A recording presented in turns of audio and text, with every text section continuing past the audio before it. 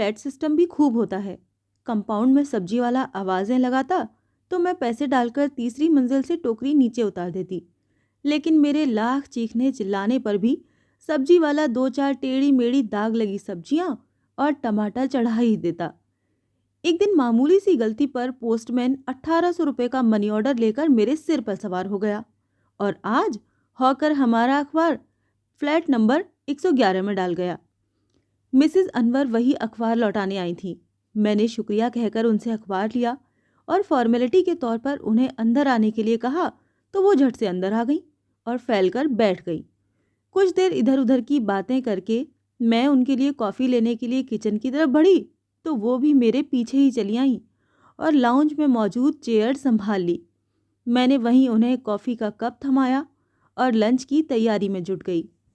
वो बोली, कुछ देर पहले मैंने तुम्हारे फ्लैट से एक साहब को निकलते देखा था।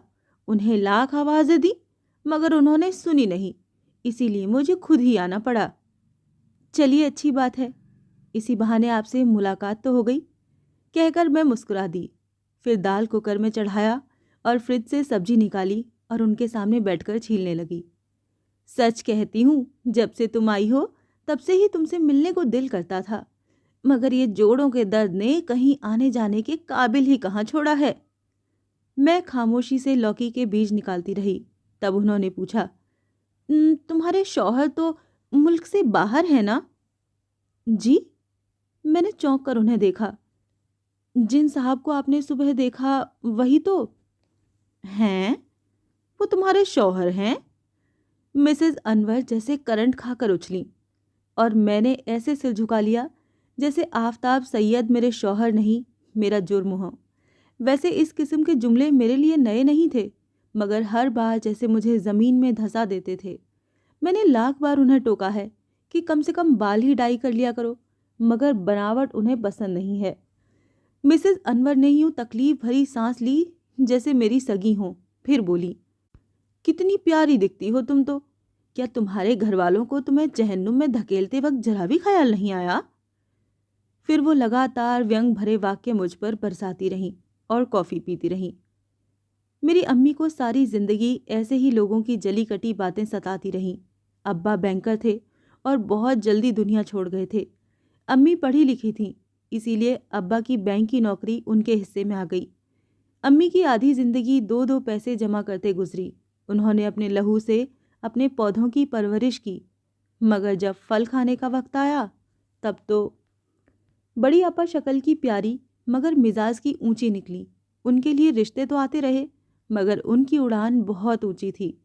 मास्टर डिग्री लेने के बाद उन्हें लेक्चरशिप मिल गई तो उनकी गर्दन में कुछ ज़्यादा ही अकड़ आ गई और अम्मी के खाते में बेटी की कमाई खाने का इल्ज़ाम आ गया।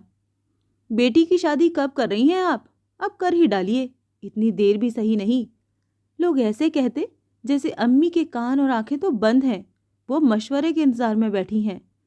अम्मी बेटी की बात मुंह पर कैसे लाती, किस किस को बड़ी आपा के मिजाज के बारे में बताती। अम्मी पाई पाई पर जान देती थीं और सारा जमा जोड़ बेटियों के लिए बैंक में रखवा देती थीं। आपा हर रिश्ते पर नाक चढ़ाकर कह देती, अस्मा या हुमा की कर दीजिए ना, आखिर उन्हें भी तो आपको ब्याहना ही है। और इससे पहले कि अस्मा या हुमा के लिए कुछ होता, बड़े भैया उछलने लगे, मेरी शादी होगी तो ज़ारा सरदरी से ही। अम्मा भौचक्की रह गई। अभी तो पेड़ का पहला फल भी न खाया था। अभी दिन ही कितने हुए थे बड़े भाई को नौकरी करते हुए। ज़ारा सरदारी भैया की कलीग थी। अम्मी ने ताड़ लिया कि बेटा बगावत के लिए आमादा है। ऐसे में हथियार डाल देने के अलावा कोई चारा न था। फिर वही हुआ जो भाई ने चाहा। ज़ारा सरदारी को अपनी कमाई पर बड़ा घमंड और शौहर पर पूरा कंट्रोल था। ससुराल वालों से उसको कोई मतलब न था। बहुत जल्दी उसने अपने लिए अलग घर बनवा लिया। अम्मी को बड़ी आपा की तरफ से बड़ी मायूसी हो रही थी, लेकिन हुमा के लिए एक ऐसा रिश्ता आ गया जो अम्मी को भला लगा। आखिरकार बड़ी आपा के नाम की सारी जमा पूंजी खर्च करके उसे ब्याह दिया। हुमा का भरा पूरा ससुराल था। ससुराल के लोगों के मिजाज अनूठे थे, इस पर शौहर निखट्टू। उसकी सारी उम्मीदें ससुराल वालों से ही थीं कि वो उसे घर जमाई रख लें, कारोबार करवा दें या घर दिलवा दें। ये कलई बाद में खुली। झूठ पर झूठ बोलकर अम्मी को दोनों हाथों से लूटा गया, मगर ससुराल वालों की हवस पूरी न हुई। हुमा बहुत जल्दी घर लौट आई। उसका सारा दहेज उसकी नंदों के काम आया। फिर बहुत मुश्किल से तलाक मिलने पर उसे छुटकारा मिला, लेकिन इस पर खानदान के कई लोगों ने अम्मी को यूं लताड़ा जैसे अम्मी को पहले से ही सब कुछ पता था। हुमा का उजड़ना उन्हें मरीज बना गया। वो आहिस्ता आहिस्ता घुल रही थीं। एक रोज़ वो बिस्तर से जा लगीं, मगर सांसें जैसे हम दोनों बहनों में ही अटकी थीं। कभी कभी बड़े भैया बीवी बच्चे समेत घर आ जाते तो अम्मी की परेशानियां जबान पर आ जाती, लेकिन वो हर बात उड़ा जाते। अम्मी, हो जाएगा सब कुछ, आप फिक्र न किया करें। परेशानियों के इसी दौर में छोटे भैया से मायूस होकर अम्मी ने उन्हें ब्याहा। छोटे भैया अपने पैरों पर खड़े थे, लेकिन घर की जिम्मेदारियों से दूर भागते थे। घर की गाड़ी अम्मी के बचाए पैसों पर ही चल रही थी, लेकिन घर चलाने के लिए एक जिम्मेदार औरत का होना ज़रूरी था। ये सोचकर ही अम्मी ने छोटे भैया का ब्याह कर दिया था। लेकिन अम्मी एक बार फिर मात खा गईं। छोटी भाभी बहुत होशियार और समझदार साबित हुई, मगर अपने मायके के लिए। उनके दिलो दिमाग पर मायके का कब्जा था।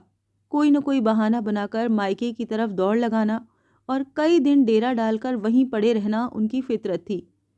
ससुराल में वो कभी कभी ही नजर आती। अचानक छोटे भैया को दुबई में नौकरी का चांस मिल गया और भाभी का पड़ाव हमेशा के लिए मायके में बन गया। इस दौरान एक खुशी की बात ये हुई कि बड़ी आपा के लिए एक भला रिश्ता मिल गया।